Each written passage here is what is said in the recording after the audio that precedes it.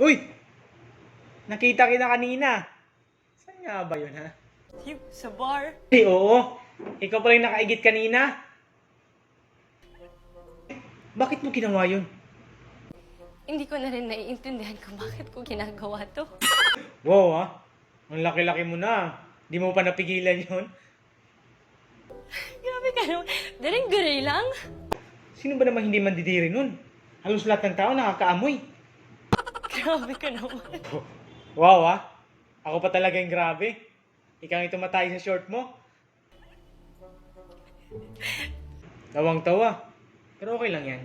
Hindi naman talaga natin maiwasan yan eh. Sorry ah. Di, okay lang, okay lang. Pwede bang bumalik ka dun? Aminin mo lang sa kanila na ikaw yung nakaigit sa short. Pwede bang iba na lang? Alam ka namang sino? Ako? Hindi. Hindi. Aminin ko sa'yo. I was pretending. We're pretending from the very beginning. Oh, pero ang totoo niyan, ako talaga yung nakaigit sa short.